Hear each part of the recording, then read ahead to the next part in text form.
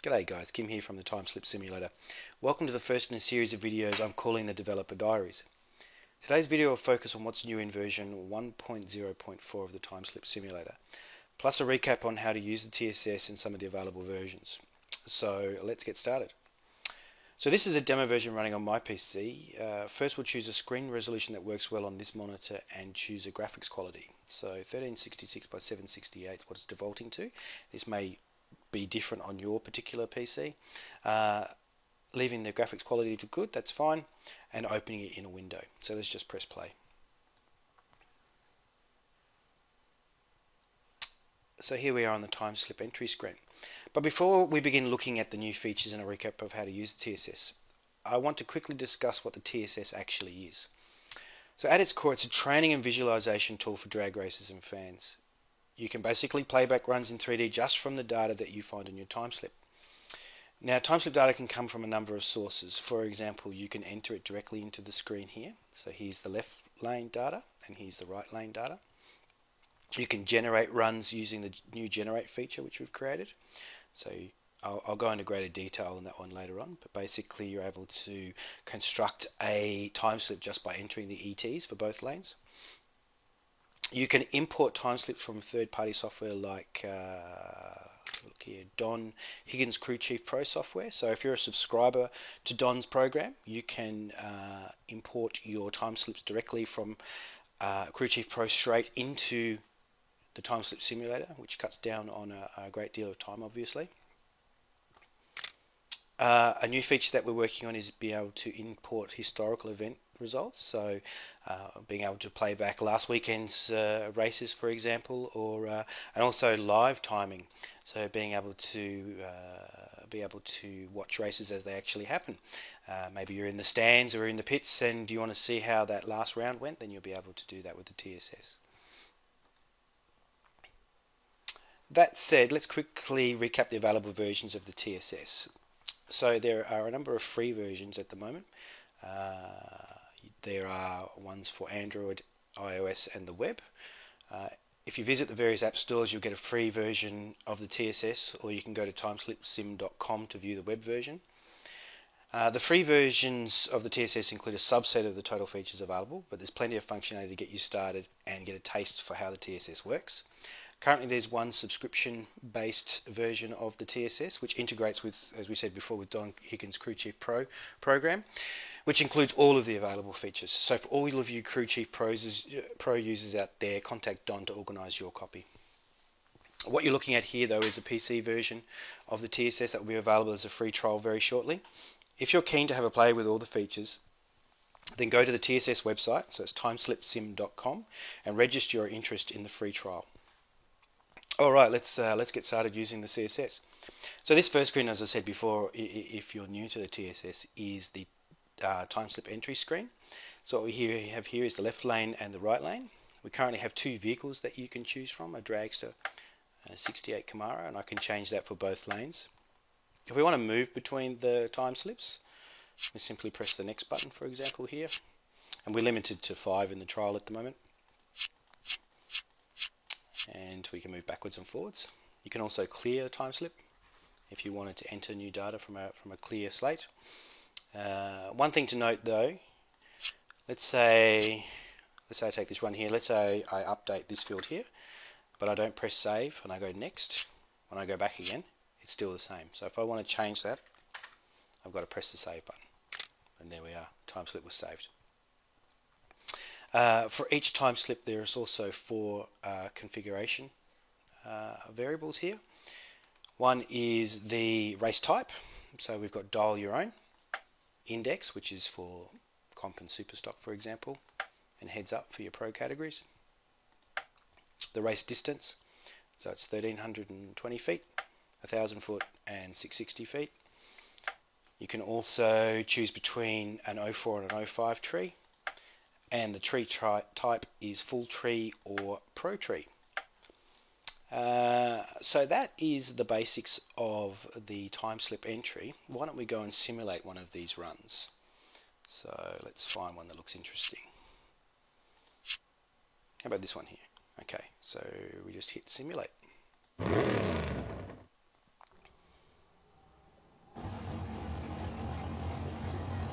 Okay, so this is after you press the simulate button. This is the first thing you'll see is the two vehicles on the at the start line. For this example, let's just hit play and see what happens.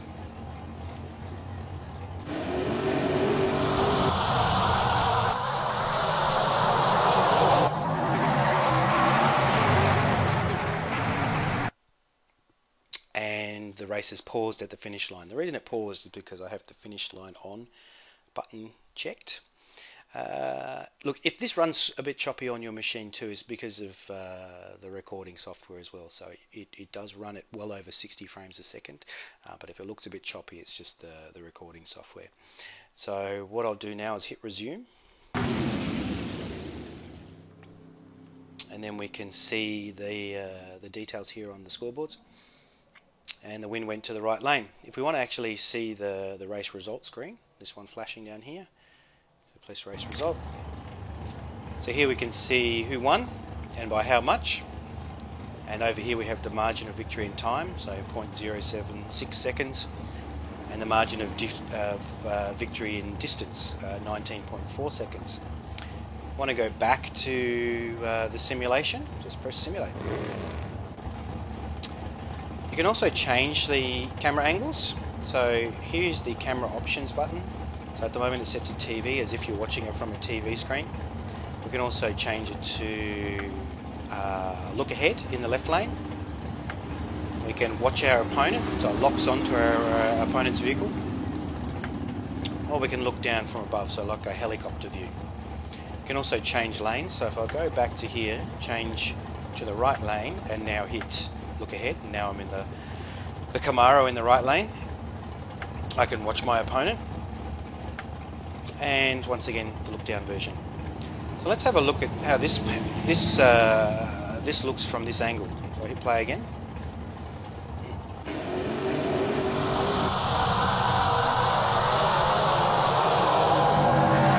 One of the other things you can do is change the speed. It's half speed, quarter speed. Resume. Let's play that back again, full speed. Hit play.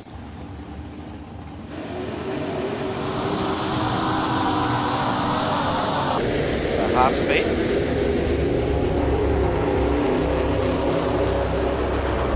quarter speed,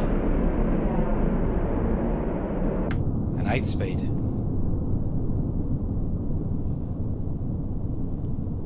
So you can really get a good sense of where you are and what the closure rates are like with your opposition.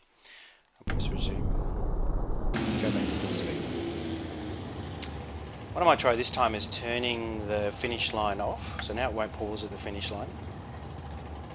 And let's change the camera angle to watching our opponent. So press play. Now I'm watching the opponent. Slow it down again.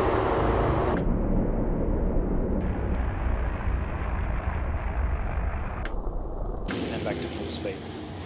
One of the other interesting camera angles, if I hit play once more, actually I'll just change to the look ahead mode, press play again, is what's called head check. So when you're in this mode, look ahead, you can press head check and it snaps around like you're looking over your shoulder.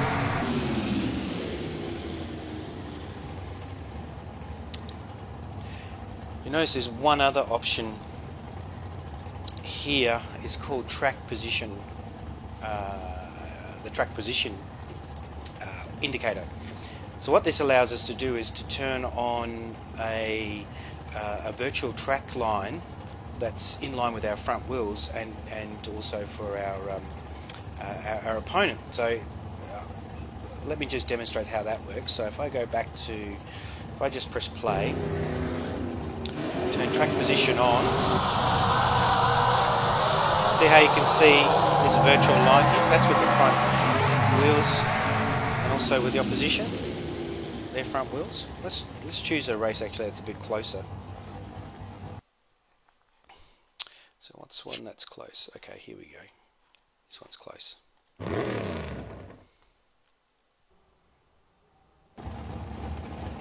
So you can see I've got track position on, which is that yellow line there. Let's actually, we'll just watch our opponent.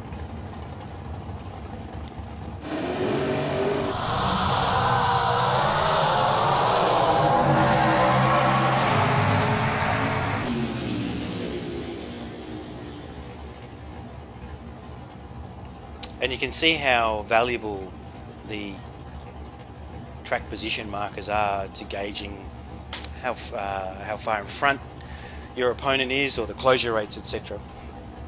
There are a couple of other options just up here, and I'll just go through them quickly. You can obviously turn the sound off, which is good. And back on again. You can also hide the interface, so that's so you can see more of the action. So we'll go back, let's choose another time slip here, and I'll race through all of the options. So let's go, well, this is a good, got a fair amount of, oh, it's a red light, so we won't worry about that one. How about this one here? We'll try this one. Or what we'll do is we'll check for back off as well. This is a new option that we've added. This feature basically checks to see if you backed off, and then calculates a back off point, so a point at which the vehicle slows down. And I'll just turn that on for this run. And so what it does is it automatically checks to see if you backed off based on the incrementals, and then works out what you where you might have backed off. So easiest way to see this one is from above. Okay, so I hit play. Once again, I've got the virtual track markers on.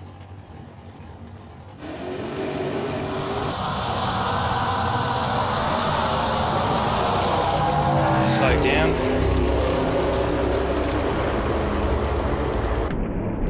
That was the 1,000-foot mark. And there was a that red line you saw back there was a back off marker. So that is a point where we calculated the vehicle in the left lane got off the gas. So let's have a look at the race result. So there's the margin of victory there. So 1/100ths and 1.8 feet, and this is the back off point here. So this red line indicates where we think they may have hit the brakes. So let's go back.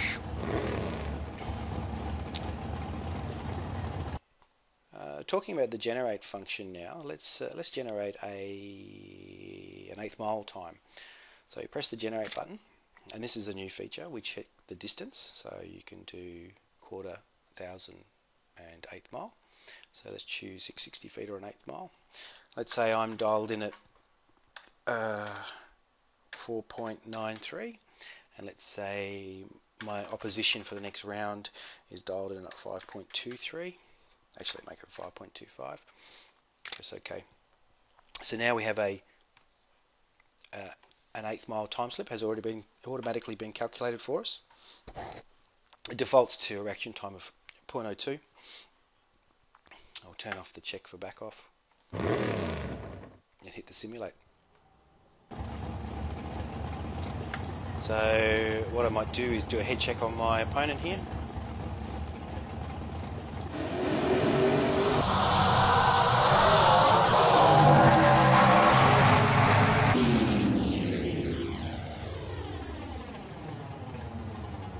And look at the race result. It was a dead heat.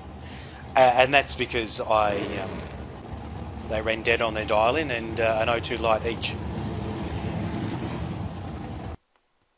But let's generate another run. Let's say it's at, we'll make it a 1/4 mile race. So there we go. Let's say I was dialed in at a 9:32, and my opponent was dialed in at an 8. Actually, if my opponent was dialed in an 8:77, let's say that I know that they usually hold a couple of hundred. So let's say they were really aiming to run an 8:75 and maybe spot drop me or something like that. I press OK. But his dial-in is an 8:77. Okay, so we check for back off. Now, in this instance, he's going to break out and I'm going to run dead on. So pre-play. You can switch between vehicles, change between camera modes, and I would say that I'll get the win, and yes I do, because he broke out by 200s. And there's the race result, 200s. However, let's go back. Let's say he did try and spot drop me. Let's say I ran off my dial in. I dialed a 930 but ran a 932, for example. However, he did spot drop me, or back off, and ran an 878 as an example. Now it's automatically going to calculate that back off.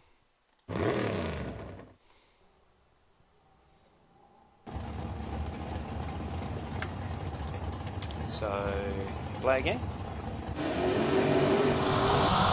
Check.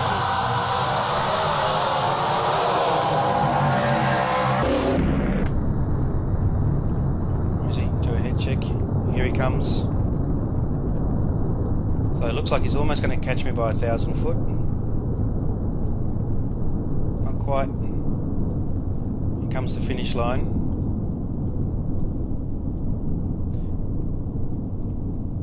He's well in front, but backs off. Ooh, to take the win by, how much was it? By 1/100th, or 2 and a bit feet. So there you go. That's a great example of how to use the run generation and the back off feature together. So let's go back to the simulation. Now back to the time slip screen.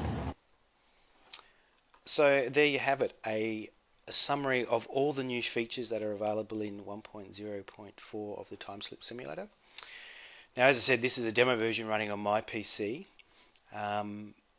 If you would like to get your hands on a free trial of the PC version, then go to timeslipsim.com, and there's a form there where you can register your details, and once this is available I'll send you a link and you'll be able to download it and use the software at the racetrack or at home, and it won't require an internet connection, so you will be able to use it at the track where you just can't get online.